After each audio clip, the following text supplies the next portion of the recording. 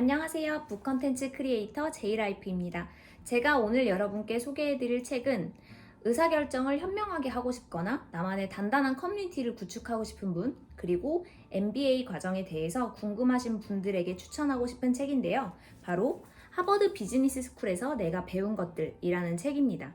이 책은 현재 브랜디에서 CSO로 재직 중인 최다희 작가님의 책인데요. 작가님이 2년 동안 하버드 비즈니스 스쿨을 다니면서 어떤 것들을 배웠고 어떤 성장을 이뤘는지를 에세이처럼 담아낸 자기계발서예요. 먼저 이 책의 표지를 간단히 보면 표지가 굉장히 심플한 걸 볼 수 있는데요. 이렇게 심플하고 또 추상화된 그런 그래픽 요소들이 들어간 책은 항상 해석하기가 조금 어렵더라고요. 책을 보시면 선과 그리고 반짝이는 그래픽 요소 두 가지로 표현이 되어 있어요. 근데 이렇게 선이 계단 형식으로 되어 있는 걸 보면서 하버드 비즈니스 스쿨에서 성장해 나가는 그런 학생들의 모습을 담아낸 게 아닐까라고 생각을 했고요. 반짝이는 그런 그래픽 요소들은 그 안에서 인사이트를 키워나가는 학생들의 성장 과정을 담은 거라고 생각이 들었어요. 그리고 이 표지의 컬러가 왜 초록색일까 하는 생각을 많이 해봤는데요.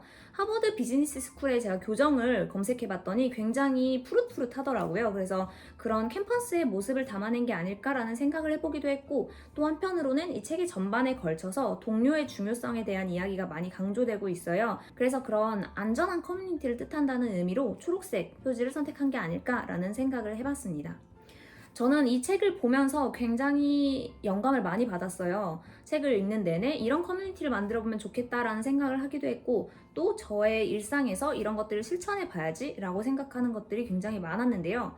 아무래도 책에 있는 모든 내용들을 설명해 드리기에는 너무 말이 길어질 것 같으니까 제가 인상 깊었었던 몇 가지 챕터를 중점적으로 해서 여러분께 이 책을 소개해 드려 보도록 하겠습니다.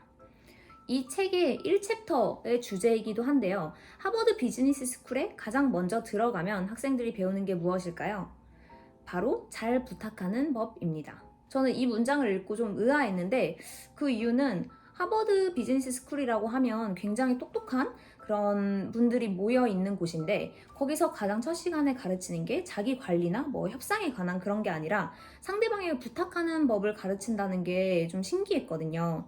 근데 이 책에서 잘 부탁하는 기술이 필요한 이유에 대해서 이야기하는 거는 하버드 비즈니스 스쿨에서는 굉장히 많은 수업과 그리고 네트워킹 기회와 그런 것들이 주어져요. 그런데 다들 이제 욕심이 많이 생길 거 아니에요. 이 2년이라는 기간 동안 수업도 들어야 되고 사람들과 만나기도 해야 되고 취업 기회도 잡아야 되고 그리고 또 다양한 문화를 접하고 싶기도 하고 그래서 이런 것들에 대한 욕심이 굉장히 큰데 이 모든 것들을 사실 모두 100% 이룰 순 없죠. 그래서 기왕이면 비교적 적은 시간을 들이고 최상의 효과를 내야 되는 거예요. 그렇게 시간을 효율적으로 활용하기 위해서는 나 혼자 가는 게 아니라 동료들과 함께 가야 되는데 동료들과 함께 성장하는 데 가장 필요한 게 부탁하는 기술이라는 거죠. 그래서 책에서는 조금 더 구체적으로 부탁을 잘하는 3단계에 대해서 얘기를 하고 있어요. 가장 먼저 첫 번째로는 부탁의 내용을 잘 정리하는 거예요. 사람들이 일반적으로 부탁을 어려워하는 이유는 부탁을 하는 게 단순히 어려워서가 아니라 내가 어떤 부탁을 해야 되는지 명확히 이해하지 못하고 있기 때문이라고 해요. 그래서 부탁을 하기 전에는 내가 무엇에 대해서 부탁하고 싶은지에 대한 내용을 정리해야 돼요. 그래서 그 부탁의 내용들을 정리해 놓고 그 중에서 내가 할 수 있는 건 무엇이고 할 수 없는 건 무엇인지 그리고 이걸 단순히 선의로 부탁을 할 것인지 아니면 대가를 지불하고 요청을 할 것인지에 대해서도 정리를 해야 된다고 말해요. 다음으로 두 번째는 부탁을 구체화하는 거예요. 이 단계에서는 내가 부탁을 누구한테 할 것이고 그리고 언제까지의 기한을 가지고 부탁을 할 것인지 그리고 구체적으로 무엇을 부탁할 것인지를 정하는 단계예요. 사람들이 부탁을 하기 어려워하다 보니까 상대적으로 좀 추상적으로 부탁을 하게 되죠. 아, 나 지금 이런 어려움이 있는데 뭔가 좀 도움을 줄 수 있어?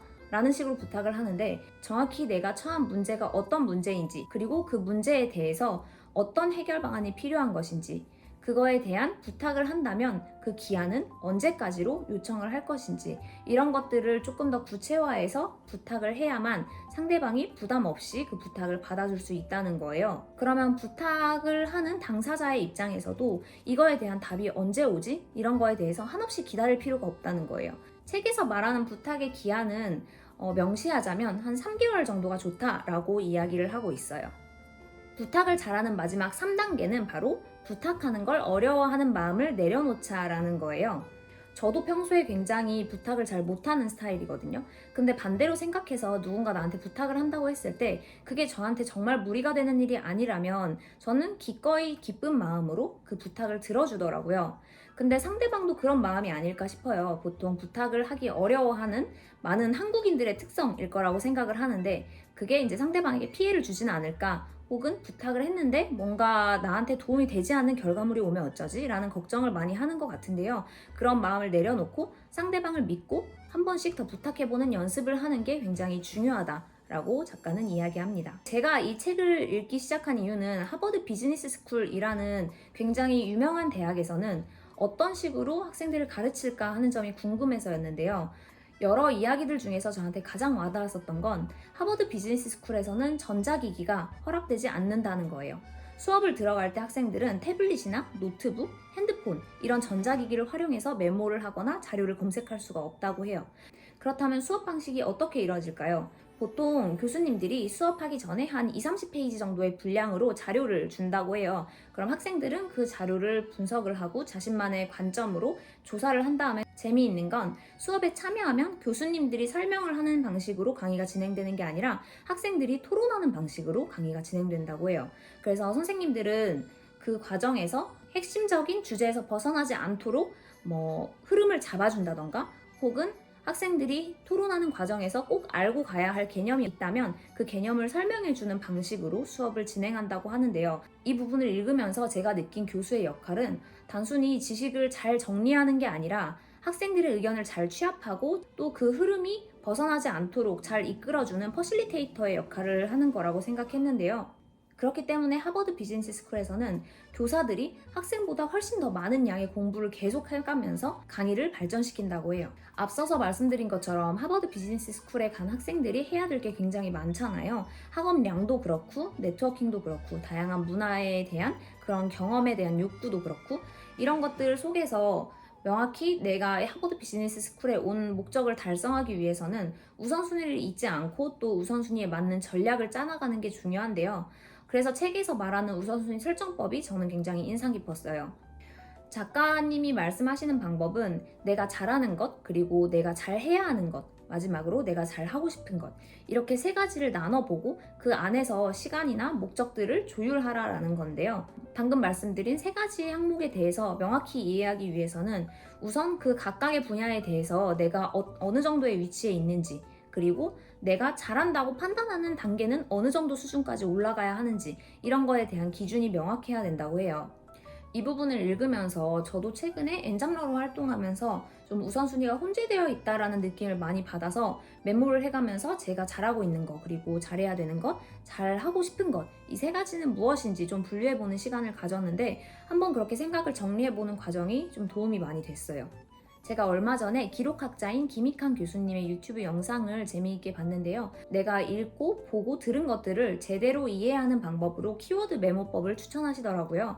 키워드 메모법은 주요한 키워드만 골라낸 다음에 그 키워드를 나만의 언어로 하나의 문장으로 만들어 보는 거예요. 그래서 저는 책을 읽으면서도 이 방법을 실천해 보면 좋겠다라고 생각했는데, 제가 생각한 이 책의 키워드는 3개였는데요. 동료, 자기분석, 솔직함, 이렇게 3개예요. 그래서 이 키워드 3개를 조합해서 저만의 문장을 만들어 봤는데요. 솔직한 태도와 냉철한 자기 분석을 기반으로 해서 동료와의 관계를 맺어간다면 사람은 누구나 끝없이 성장할 수 있다 라는 문장이었어요. 그래서 저 역시 이번 책을 읽으면서 내가 신뢰할 수 있고 그리고 나를 성장시킬 수 있는 동료를 찾아야겠다, 그리고 그 동료와 커뮤니티를 만들어서 우리가 계속 발전할 수 있는 환경을 만들어야겠다라는 생각을 했는데요. 여러분은 이 책을 읽으면서 어떤 것들을 실천하고 싶어 하실지 궁금해지네요. 오늘은 하버드 비즈니스 스쿨에서 내가 배운 것들이라는 책을 리뷰해봤는데요. 다음에 더 좋은 책으로 인사이트와 함께 돌아오도록 하겠습니다. 오늘 영상이 도움이 되셨다면 좋아요와 구독, 알림 설정 부탁드릴게요. 안녕!